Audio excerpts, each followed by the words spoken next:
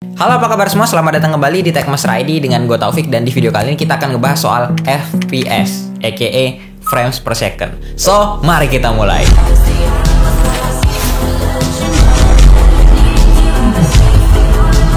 Nah, jadi sebelum kita bahas lebih jauh lagi, kita harus tahu dulu apa itu FPS. FPS yang gue maksud nih bukan game ya. Kalau game itu kan ada game FPS itu first person shooter. Yang bakal gue bahas di sini itu adalah frames per second. Jadi buat kalian yang nggak tahu, video itu adalah kumpulan dari beberapa foto yang diambil frame by frame per detiknya. Termasuk video ini juga. Nah, analoginya gimana bang? Jadi gini, ini video gue ambil pakai 25 fps. Berarti ada 25 frame, ada 25 foto yang diambil di kamera ini setiap detiknya. Nah, kalian juga harus tahu semakin tinggi angka FPS-nya itu gambarnya semakin mulus, semakin smooth ya. Sebaliknya, semakin rendah angka FPS berarti gambarnya makin patah-patah, makin kurang smooth. Nah, ini video gue ambil di 25 fps. Dan ini sekarang videonya gue ambil di 15 fps. Nih, udah mulai kelihatan kan bedanya nih, kayak ada patah-patah gitu. Nah, selanjutnya ini video gue ambil di 10 fps. Nah, dia udah mulai menurun ya kemulusannya nih, bisa dilihat. Dan seterusnya, makin tinggi ya makin smooth. Nah, yang sering jadi pertanyaan adalah berapakah FPS yang pas untuk di video kita.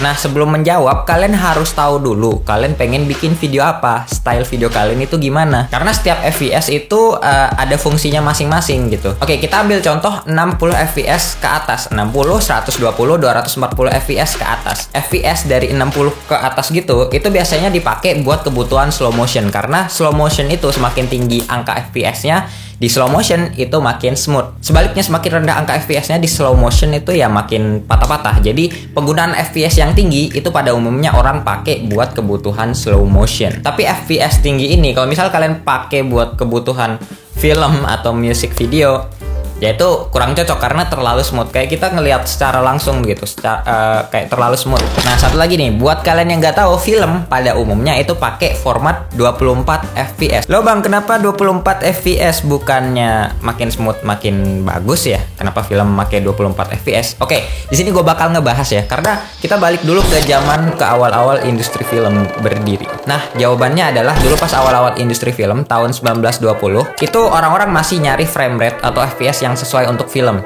Nah, dites lah tuh beberapa frame rate dari 16, 20, 24, 30, sampai 60. Nah, akhirnya mereka menemukan nih FPS yang paling sesuai gitu untuk kriteria mereka pada waktu itu, yaitu 24 FPS. Nah, 16 sama 20 FPS tuh nggak dipilih karena bikin motionnya terlalu cepat, jadi kayak stop motion gitu. Nah, terus yang 30 sama 60 FPS itu juga nggak dipilih karena itu kayak nonton TV show, sama ya terlalu mulus kayak kita ngelihat langsung gitu. Jadi orang pada zaman dulu milihnya 24 karena memang udah yang paling sesuai 24 FPS buat film. 24 FPS tuh sebenarnya frame rate yang cukup rendah, cuman nggak terlalu rendah. Jadi udah cukup buat ngasilin motion yang smooth dan juga natural. Kalau misalnya di industri film itu semakin tinggi FPS-nya itu makin mahal juga biaya produksinya. Apalagi film yang banyak CGI-nya. Contoh di tahun 2009 James Cameron itu bikin Avatar yang pertama. Itu di 2009 itu CGI-nya udah gila banget. Dia pakai format 24 fps. Nah, buat kalian yang nggak tahu, visual effect dan juga CGI itu ngerendernya frame by frame. Jadi satu frame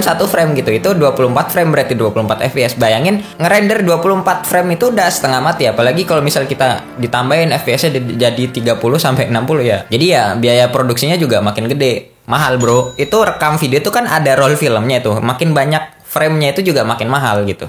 Jadi ya masuk akal kan. Kalau misalnya vlog-vlog doang ya 30 oke lah. 30 buat vlog YouTube ya. Nah, ini yang juga penting, aturan double the frame rate. Jadi antara FPS sama settingan shutter speed di kamera itu sangat berhubungan ya. Jadi erat gitu. Kalian tidak boleh memutuskan ikatan antara shutter speed dan juga frames per second. Nah, double the frame rate ini buat kalian yang nggak tahu itu adalah teori videografi di mana angka FPS yang kita pakai dikali 2 sama dengan angka shutter speed yang kita pakai. Jadi contohnya kalau misal di sini gue pakai 25 FPS, berarti shutter speed yang lagi gue pakai itu adalah 25 kali 2 berapa? Ya, 50. Berarti shutter speed yang gue pakai 1/50 gitu. Contoh lagi, kalau misal gue pakai 30 fps di sini, berarti shutter speed yang gue gunakan berapa? 30 kali 2 sama dengan 60. Berarti shutter speed yang gue gunakan 1/60.